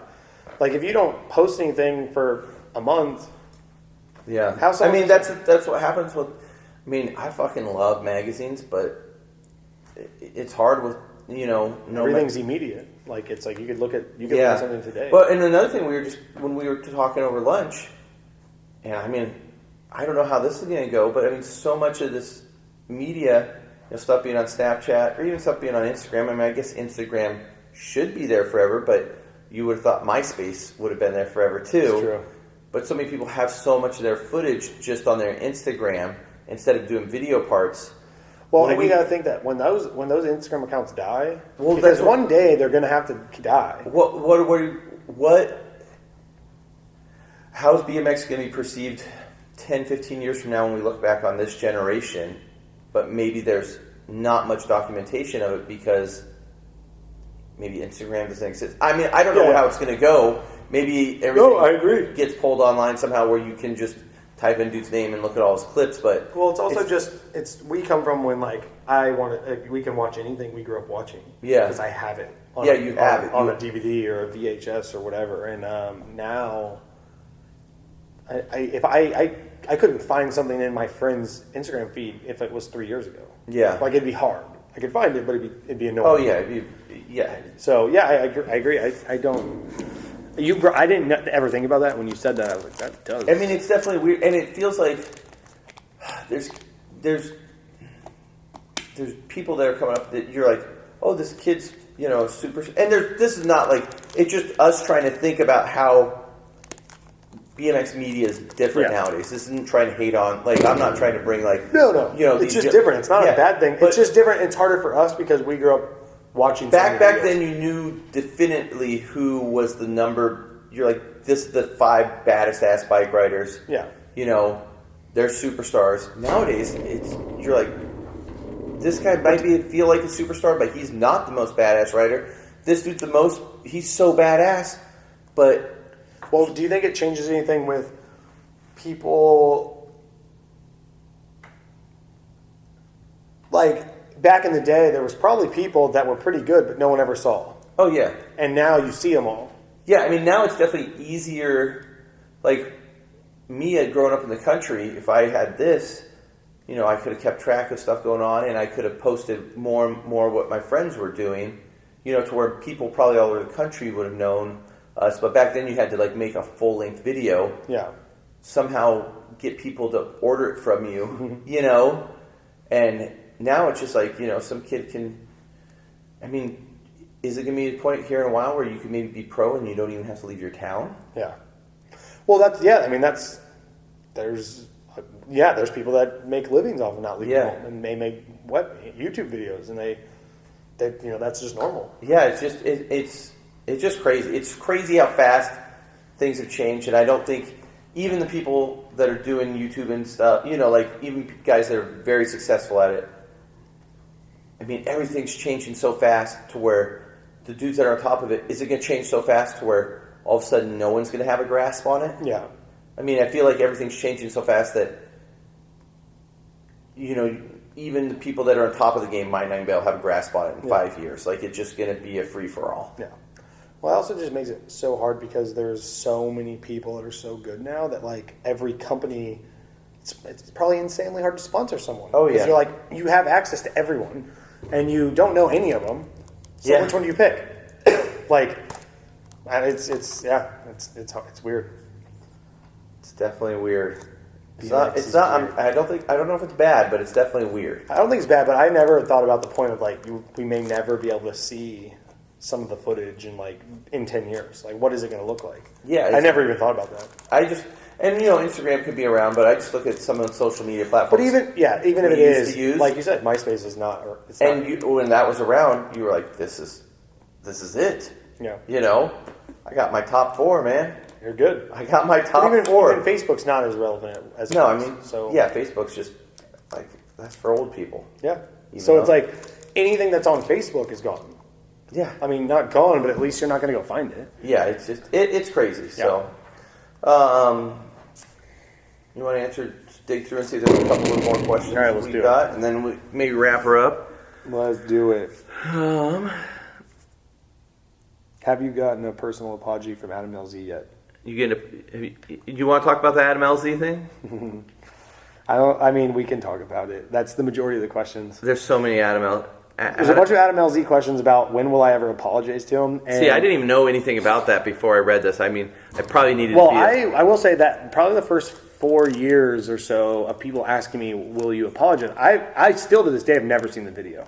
So when I came here, one of the kids was in my shop and it was like, are you going to ask Aaron why he hates Adam LZ? And I was like, I definitely don't hate Adam LZ. I met him, and I only met him once, I think, maybe twice now. I met him at Texas Toast, and I met him I saw him again at Interbike. Yeah. I definitely don't hate him. I don't really hate anybody. The whole thing where he cried or whatever about the handlebars, I need to apologize to him. So I mean, the long story short, because there's going to be some older dudes that have never watched an Adam LZ video. Yeah. Adam made a video a long time ago. He broke a pair of your bars, which every pair of handlebars can break. Yep. And then he started fake crying. I think it was fake crying. Yeah, honestly, we've never watched the video. So Adam, I've seen little clips of it because it'll get sent to me in little clips. I've never watched it. And I've told him this, so he's not going to be bummed. Yeah, but where he's crying, saying you owe him an apology for your handlebars breaking. Exactly, and But it was more like him just joking around being silly for YouTube, right? Yeah, and he admitted later I don't remember, on maybe the come up or something, he admitted like how he got likes when he was younger. Yeah. So he got likes, or he got YouTube likes off of tagging me.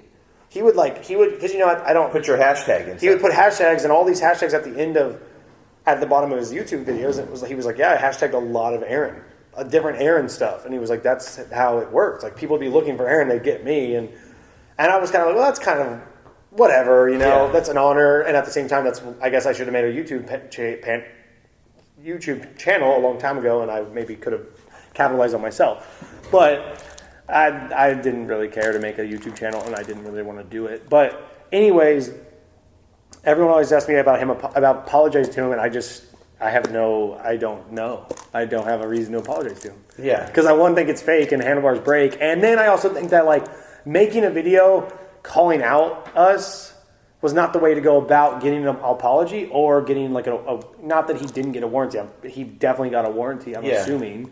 Or if he didn't get a warranty, it's because something didn't go correctly, but like they give warranties. So long story short is I think everyone else was like, oh, that's kind of whack. Like you want us to give you something for free, but you just bash on a pretty popular YouTube channel. Yeah. So it's like, that sucks. Like, well, I mean, and because handlebars broke, it's not like we gave you something that's impossible to break, which, Odyssey stuff is very impossible to break. The only reason we're even talking about it is because people still bring it up, and it's been like... Yeah, it's been years. It's been 4 or 5 years? It's been so long, yeah. Yeah, so it's like... But no, so I see no reason to apologize. I think it's hilarious, and, Adam LZ seems perfectly fine. I have no hate. He does his thing, and everyone else does their thing. And for people who hate on people, it's like, you go do your thing and let other people do theirs. Yeah. There's no, like, I don't...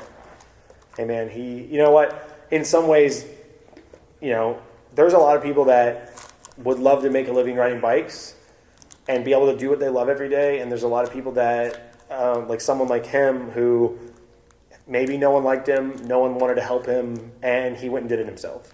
So I think that's more power to him, Like, he gets to ride bikes every day because he started his own thing and he made it happen.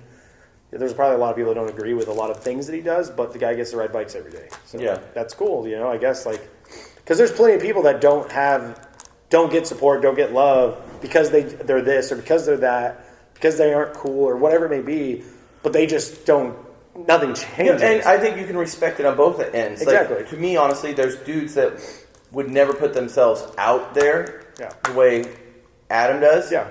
Because the way their perception and the way they look at BMX is, and people on that one side might be like, they're so core, this is ridiculous, but it's very personable to them.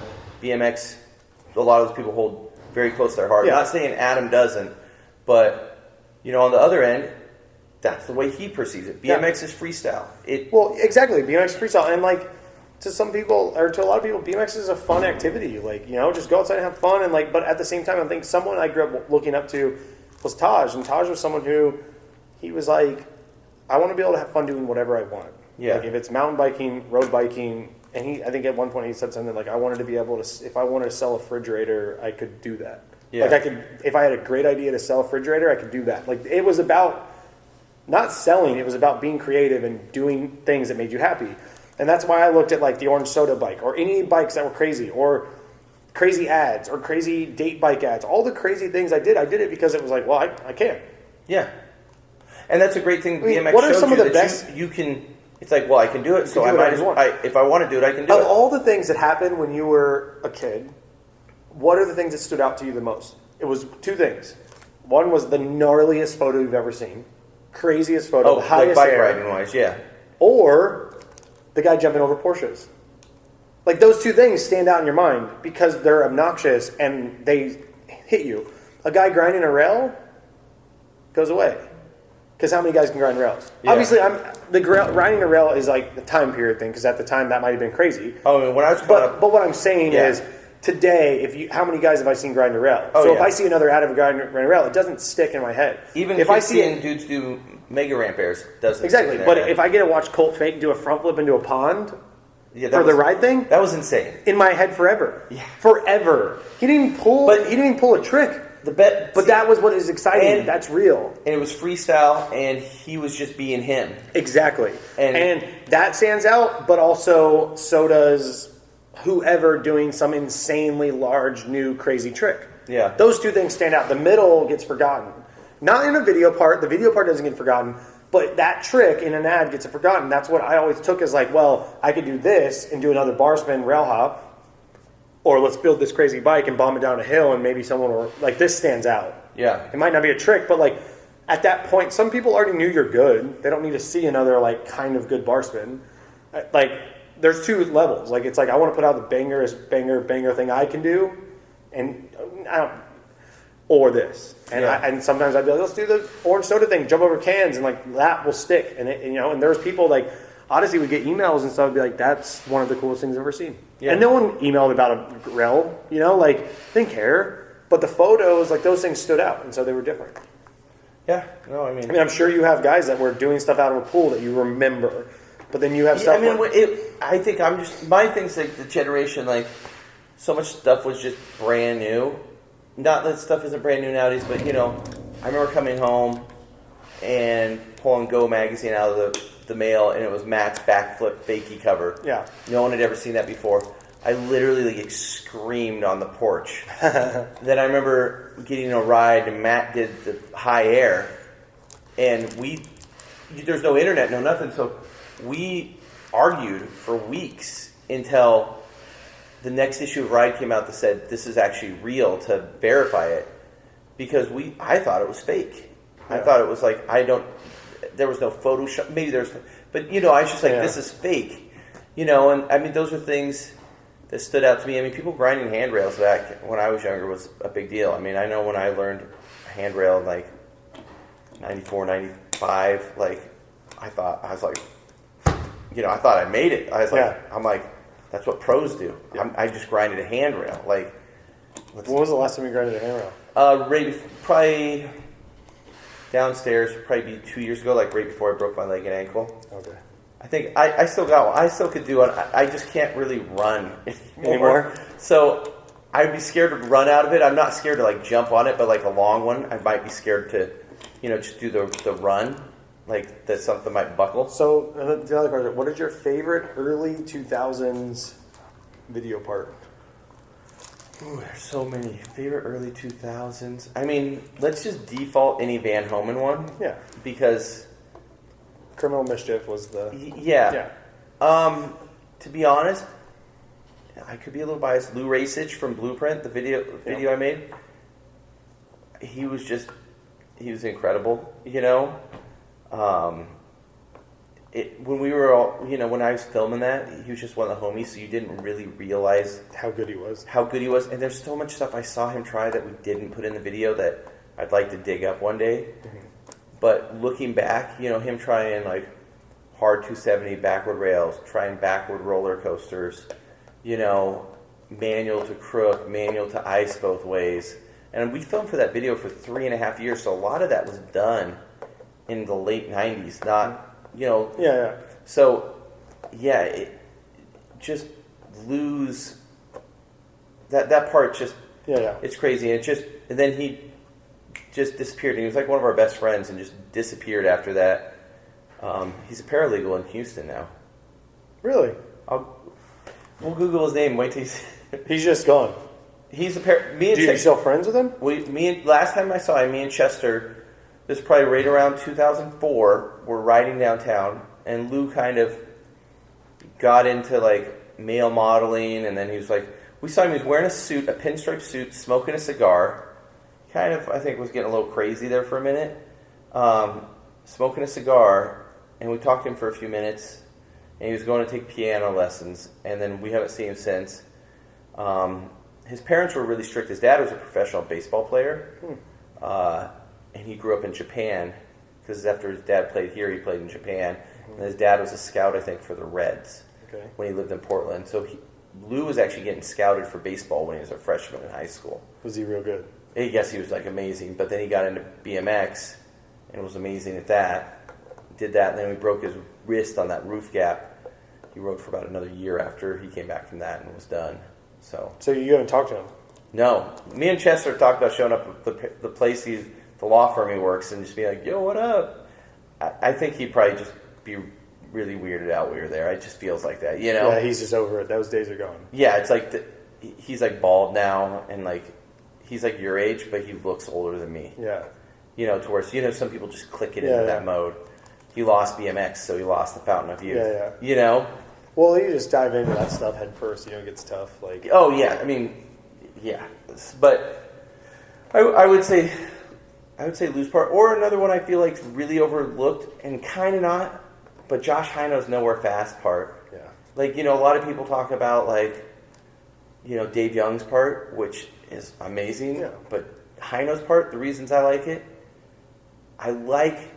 there's two parts that are two of my favorite parts: Josh Hino and Stuart King. I think an old Allied or a Poor Boy video, and their parts are pretty much street and vert. And I always think it's a cool mix. Cool mix when it's like vert riding and good street riding. I mean, Stuart King's awesome. Josh Hino's awesome. Yeah. You're turning this interview around. No, I'm good. I'm glad. I wanted to know. But yeah, I think that Josh Hino part, Icing El Toro back then. Yeah, he's crazy. The overside with the drop. Yeah.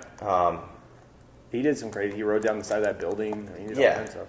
I mean, that was after that. But he just did. He in general did so much. And he was so good at I love vert riding. Yeah. So just him having vert riding in that part. Yeah. And both of them have lip tricks in their vert stuff too, which I think is kind of lost with lip tricks on vert ramps. So yeah. So yeah, I don't know. I feel like we're kind of wrapping things up. Do you anybody you want to thank or anything? I'm gonna thank Shad. I'm gonna thank Snakebite. Dig. Yeah. Covered it. Empire for letting us do the interview here. I don't know. All my sponsors, everyone that's ever helped me, thank everybody that's ever let me, like one of the questions was more of a comment or statement. It was just like, did you ever think that you would get to where you were by putting your feet on pedals? And no, I would never have guessed. I would never. And then, even then, if you would ask me 6 years ago if I would be today, and no, I would never have guessed. So if I ever would have thought that I would have traveled the world and ridden bikes and like shown up in Thailand or where'd we go? Vietnam, and there'd be a kid that knew who I was. No. Yeah, that's crazy. It's pretty crazy. And to be even crazier, like that kid yelled from across the street. Like he had no idea. He wasn't on a BMX bike. He was a BMXer.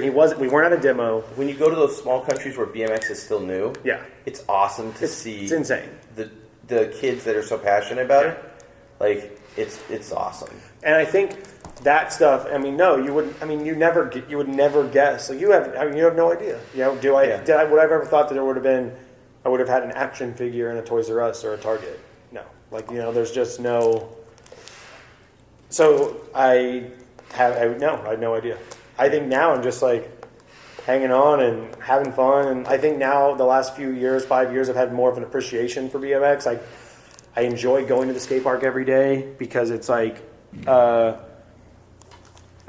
saying I enjoy going and riding bikes every day. Not the skateboard. Just enjoy every aspect of it. I enjoy going on trips. Not that I never did. Now I just look at it different. Before I was like, oh, sick, let's film some stuff. Now I'm like, this is sick, let's go film some stuff. And I just want to hang out and enjoy this because there will be a day when I do go to work every day or go and I'm going to do something different. Yeah. Like there will be a day I do something different. Like, obviously it'd be cool that if it works out to where the restaurant's the thing because I own it and I'll get to work and like for something I own, but at the same time, it's still going to be work. It's not going to be BMX. It's not going to be... I don't know.